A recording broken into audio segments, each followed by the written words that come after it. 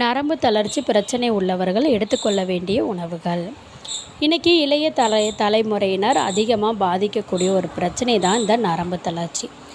எழுதும்போது நடுக்கம், சோர்வு, களைப்பு, தலைவலி, நிலை தடுமாற்றம் இது எல்லாமே பல பிரச்சனை ஏற்படுத்தப்படுகிறது. அத்திப்பழம் நரம்பு தளர்ச்சி பிரச்சனையை குணப்படுத்தி நரம்புகளை நன்கு வலுப்படுத்தும் வல்லமை இதற்கு உண்டு. உடல் பலவீனத்தை சரி செய்து உடல் பலத்தை அதிகரிக்கும் சக்தி அத்திப்பழத்துக்கு உண்டு. அத்திப்பழத்தை வாரத்தில் சாப்பிட்டு வர நரம்பு தளர்ச்சி குணமாகும்.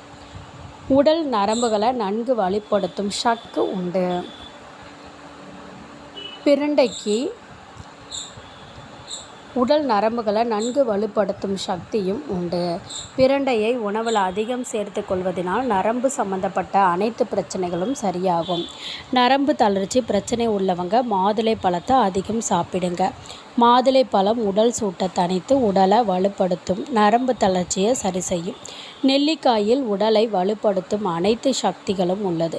நெல்லிக்கனியை தினமும் சாப்பிடுவதால் நரம்பு தளர்ச்சி பிரச்சனை குணமாகும். உடலுக்கு எந்த ஒரு நோய்க்கும் ஏற்படாது. 2 இல்லைன்னா 3 வெற்றிலைகளை வாயில் போட்டு மென்று சாப்பிட நன்கு பசி எடுக்கும். ஒரு செரிமான பிரச்சனைகளும் ஏற்படாது.